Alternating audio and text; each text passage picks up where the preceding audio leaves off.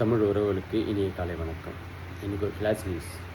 கும்மிடிப்பூண்டி அருகே 3 வயசு சிறுமியை பாலியல் வன்கொடுமை செஞ்சு முட்புதாரில் தூக்கி போட்டிருக்காங்க. இதை பண்ணது இந்த யாருன்னு பார்த்தீங்கன்னா, வட மாநிலத்தை சேர்ந்த ஒரு நபர். இவனுக்கெல்லாம் எங்கேருந்து இவ்வளோ தைரியம் வருது? அந்த 3 வயசு சிறுமிக்கு இது என்ன ஏதுன்னு தெரிஞ்சிருக்குமா? எவ்வளோ வலியும் வேதனையும் நரகத்தை அனுபவிச்சிருக்கோம். நரக வேதனை அனுபவிச்சிருக்கோம். ஆனால் அவன் ஹாயாக அந்த பொண்ணை சாவடிச்சுட்டு இப்போ ஜெயிலுக்கு இட்டுன்னு போகிறாங்க. நம்ம தமிழ்நாட்டில் சட்டத்திட்டம்லாம் ரொம்ப ரொம்ப மோசமாக இருக்குங்க. எப்படின்னு பார்த்தீங்கன்னா, தப்பு பண்ணிவிட்டு காசு கொடுத்தா வெளியே வந்துடலாம் அப்படின்ற ஒரு மனப்பான்மையில் இருக்காங்க. தப்பு செஞ்சால் தண்டனை அப்படின்னு சொல்லி பாருங்கள்.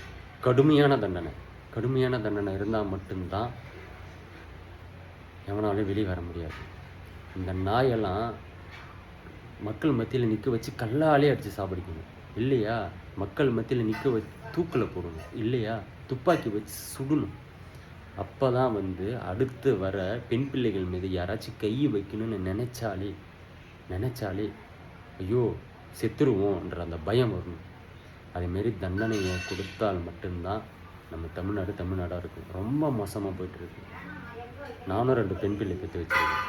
எனக்கு அவ்வளோ வருத்தமாக இருக்குது. இந்த காலையில் அந்த பெற்றோரோட நிலைமையை நினச்சி பாருங்கள். அவங்க மனநிலை எப்படி இருக்கும்? தயவு செஞ்சு சிஎம் சார், விஜயண்ணா, தயவு செஞ்சு இதை ஒரு நல்ல ஒரு இதுவாக பண்ணி அவனை தயவு செஞ்சு மக்கள் மத்தியில் நிற்க வச்சு தூக்கில் போடுங்க. இல்லைனா மக்கள் கையில் கல் கொடுத்து அவனை அடித்தே சாவடி. அடுத்தது எவனா இதை தான் பண்ணுவாங்களான்னு பாருங்கள்.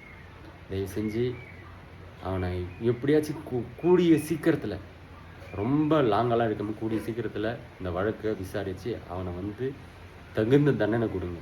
தூக்கு தண்டனை மட்டும்தான், மரண தண்டனை மட்டும்தான் அவனுக்கு கொடுக்கணும். வேறு எதுவுமே அந்த ஆயுள் தண்டனை இதெல்லாம் கொடுக்கவே கூடாது. பெண் பிள்ளைங்க மீது கை வச்சா சாவு நிச்சயம் அப்படின்னு சொல்லிட்டு அடுத்த வர ஒருத்தனுக்கு இது தெரியணும். அப்போ மட்டும்தான் நம்ம தமிழ்நாடாக இருக்கும். தயவு செஞ்சு அவனை எந்த ஒரு காரணத்திலையும் ஆயுள் தண்டனை அதுமாரி தண்டனை கொடுத்துடாதீங்க. தயவு செஞ்சு. மனசு கேட்கலண்ணா, இவ்வளோ கஷ்டமாக இருக்குது.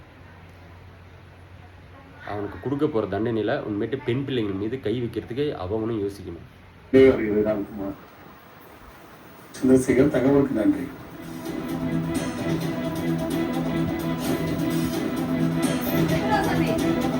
புது லேப்டாப்